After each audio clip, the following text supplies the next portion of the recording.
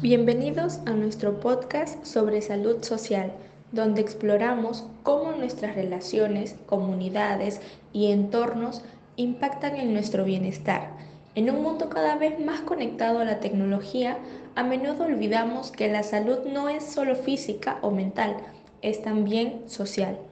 Hoy abordaremos temas cruciales como la mendicidad infantil, la delincuencia juvenil, el crimen organizado, la trata de personas, la drogadicción, la pedofilia y la pornografía infantil en nuestra comunidad, donde conoceremos cómo las interacciones humanas moldean nuestras vidas a partir de experiencias y datos relevantes para brindar posibles herramientas prácticas para fortalecer y mejorar nuestro bienestar colectivo. La mendicidad infantil. Dado el contexto actual en Perú, es importante que entendamos que el desempleo, la precariedad y la informalidad pueden ser factores que facilitan la mendicidad infantil. Conforme el convenio OIT 182 sobre las peores formas de trabajo infantil, la mendicidad forzada se incluye dentro de los trabajos que por su naturaleza o condiciones dañan la salud, seguridad y moralidad de los infantes y adolescentes. Una de las finalidades de la trata de personas, donde se somete a los niños y adolescentes sin importar su género a la mendicidad organizada, exponiéndolos a maltratos, explotación laboral y sexual, e incluso la realidad muestra desde padres y madres que mendigan junto a sus hijos hasta organizaciones que lucran con el alquiler de niños y adolescentes para forzarlos a mendigar para obtener más beneficios del público o, de lo contrario, se les castiga por no cumplir con sus cuotas diarias. La mendicidad infantil se ha normalizado como un hecho social tolerable en el país, apelando a lo que se piensa de un niño trabajando, siendo este objeto de manipulación y maltrato.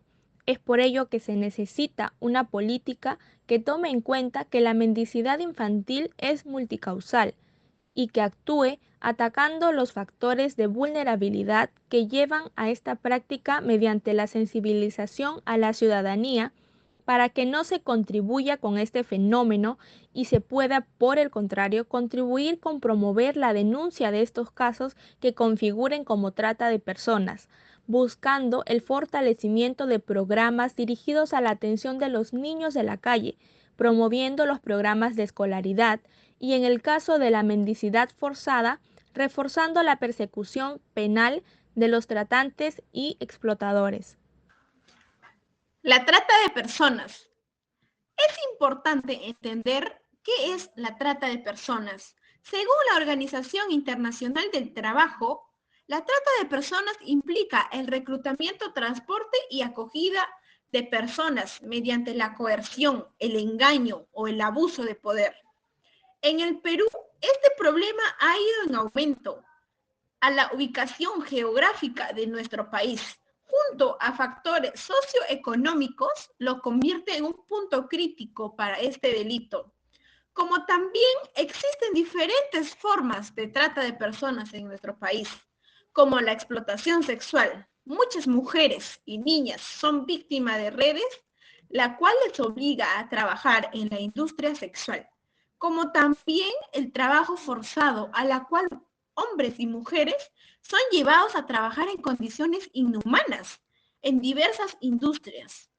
Y la trata infantil, el cual los niños son explotados para trabajos peligrosos o actividades ilícitas. Como sabemos, el gobierno peruano ha implementado varias leyes para combatir la trata de personas.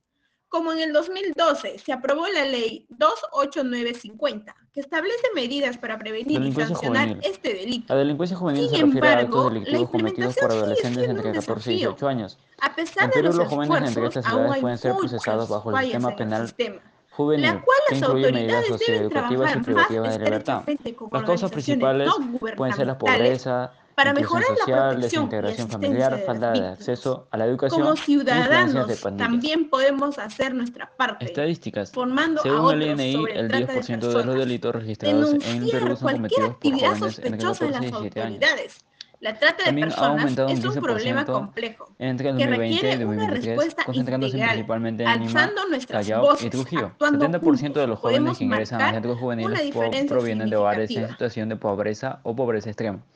Delitos más comunes, como robos y hurto, violencia o agresiones, tráfico y consumo de drogas, vandalismo. Consecuencia de la delincuencia juvenil, estigmación social, reincidencia, trastornos psicológicos. Hoy vamos a hablar sobre un tema que a menudo pasa desapercibido, pero que tiene un impacto profundo en nuestra sociedad, el crimen organizado. Soy Arnold Torreyes y en este episodio exploraremos cómo estas redes criminales afectan la salud social de nuestras comunidades. El crimen organizado no solo se trata de violencia o ilegalidad, se trata de cómo estas actividades destruyen el tejido social. Imaginen barrios donde la presencia de estas organizaciones genera miedo constante, afecta la convivencia y limita el acceso a servicios básicos como la salud y la educación. Las personas que viven en estas zonas experimentan altos niveles de estrés y ansiedad, y muchas veces las instituciones que deberían protegerlas están infiltradas o debilitadas por la corrupción. Esto lleva a una desconfianza generalizada en la autoridad y a una mayor fragmentación social. Es importante entender que el impacto de crimen organizado va más allá de lo que vemos en las noticias. Afecta directamente el bienestar de las personas y sus oportunidades de desarrollo. Si no abordamos el problema desde una perspectiva de salud social, seguirán generándose ciclos de violencia y pobrezas en nuestras comunidades.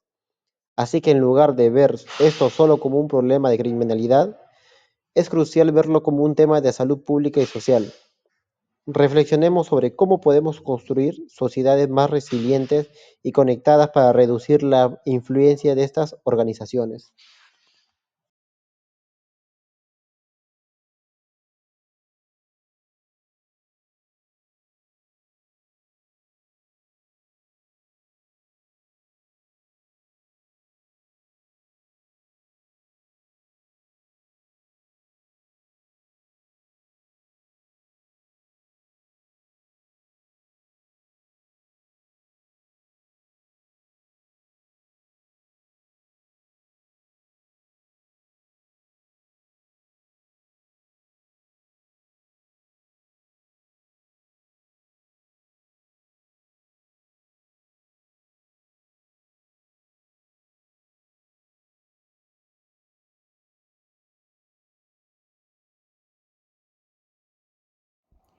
La drogadicción, un problema que no discrimina edad, clase social ni cultura.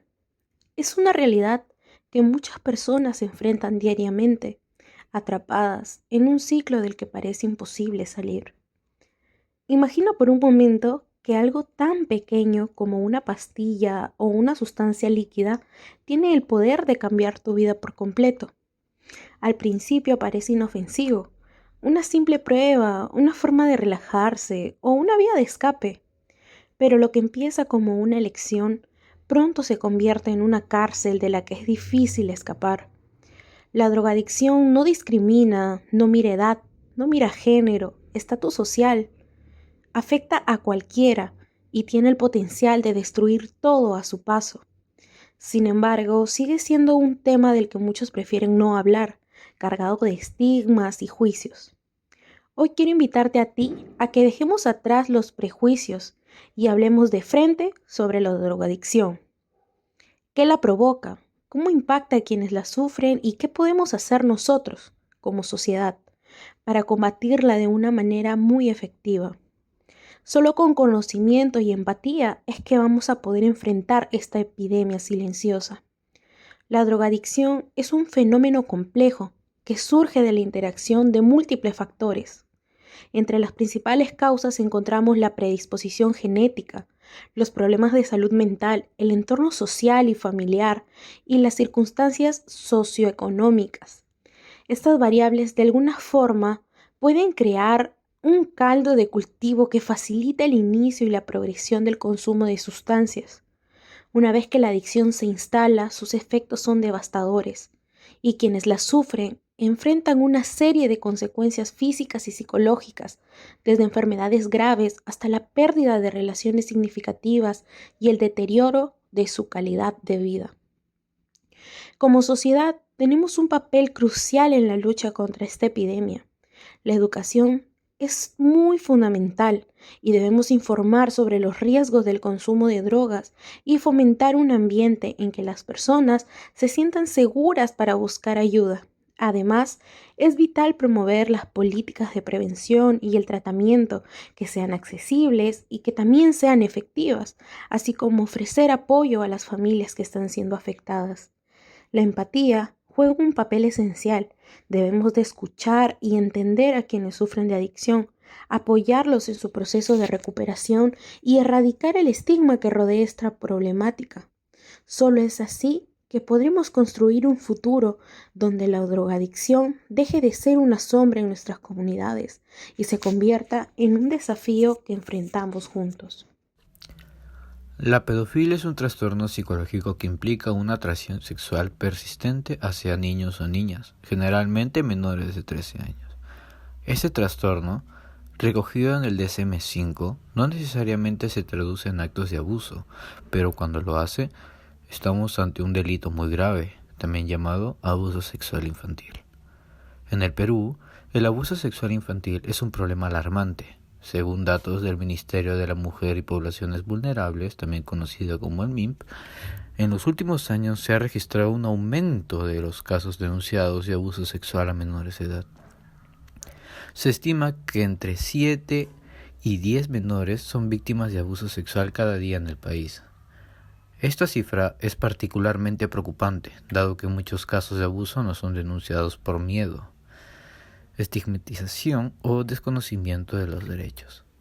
Entre los años 2020 y 2021, la Policía Nacional del Perú informó que más del 60% de los casos de violación denunciados involucraban a menores de edad, siendo la mayoría de las víctimas niñas y adolescentes. Estas cifras son indicativas de la gravedad del problema y la necesidad de tomar medidas más contundentes para proteger a los menores. En el Perú, varios casos de abuso sexual infantil han conmocionado a la opinión pública.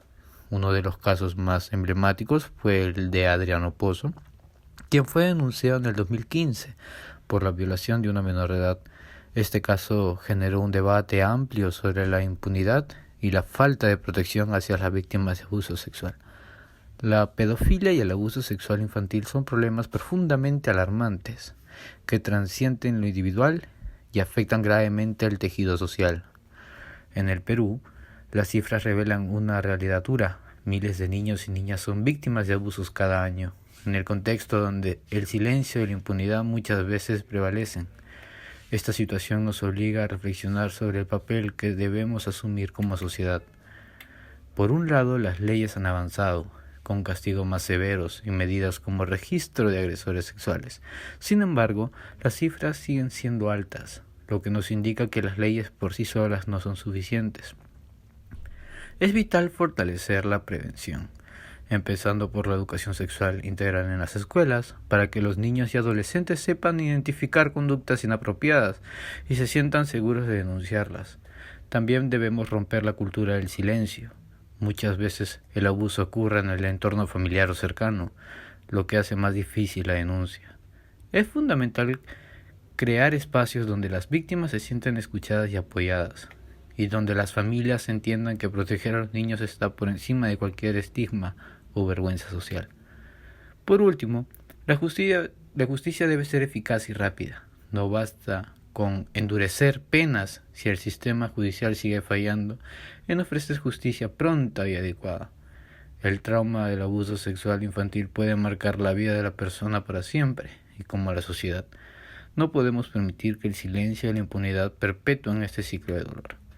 La reflexión que nos deja todo ese tema es clara, dado que debemos actuar con urgencia y con empatía, no solo para castigar, sino para prevenir, educar y apoyar a las víctimas. Solo así podremos construir una sociedad más justa y segura para nuestros niños.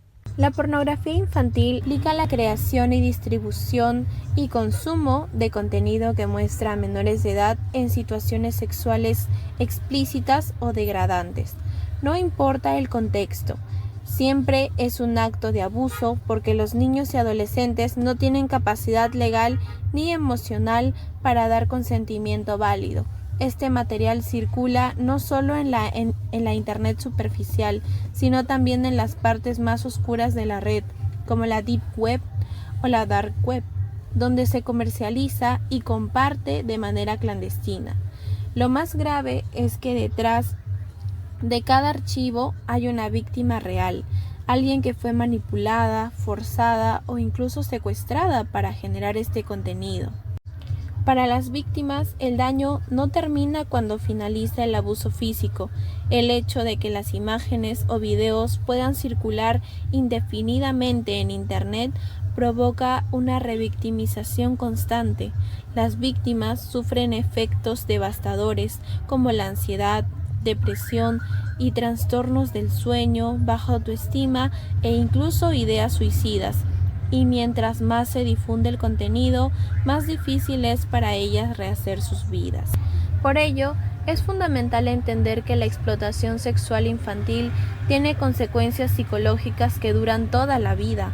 Por eso, como sociedad, tenemos la obligación de detener la cadena de consumo y apoyar a las personas afectadas para que puedan recibir atención psicológica y legal adecuada. Un caso reciente expone la complejidad y el alcance de estas redes. En Perú, en febrero del 2023, se detectó el envío de material de abuso infantil. Tras una investigación por parte de la Policía Nacional del Perú, con apoyo del FBI, se identificó a los dos hermanos peruanos, Johan del Mar y Jim Chumpitas, como parte de una red que distribuía este tipo de material. Las autoridades realizaron allanamientos en sus viviendas donde incautaron dispositivos electrónicos con evidencias del intercambio de contenido ilícito. Además de capturar a los hermanos, las fuerzas policiales lograron rescatar a varias menores quienes fueron puestas bajo la protección del Ministerio de la Mujer y la Unidad de Protección Especial. Este es un problema que no podemos combatir solos. Las plataformas digitales tienen la obligación de monitorear, bloquear y reportar cualquier contenido relacionado con la pornografía infantil. Sin embargo, también la ciudadanía tiene un rol fundamental. No podemos ser indiferentes ni normalizar el consumo de estas imágenes sexualizadas de menores, porque cada vez que alguien hace clic en uno de estos contenidos está contribuyendo a la explotación. Hablar de este tema no es fácil, pero el silencio solo favorece a los agresores. Cada uno de nosotros tiene el poder de hacer algo, educarnos, proteger a los menores a nuestro alrededor, denunciar situaciones sospechosas y aprovechar a quienes han sufrido de esta toma de violencia. Proteger a la infancia es una tarea de todos, no es un trabajo exclusivo de las autoridades ni de las organizaciones. La próxima vez que tengas la oportunidad de ayudar, hazlo. Cada pequeña acción cuenta para erradicar esta atrocidad. En conclusión, la lucha contra estos problemas interconectados exige un enfoque integral que considere la salud, la educación, la justicia social y la protección de los derechos humanos. Solo a través de un esfuerzo conjunto y sostenido se puede esperar una mejora en la calidad de vida de los jóvenes y una disminución de la delincuencia.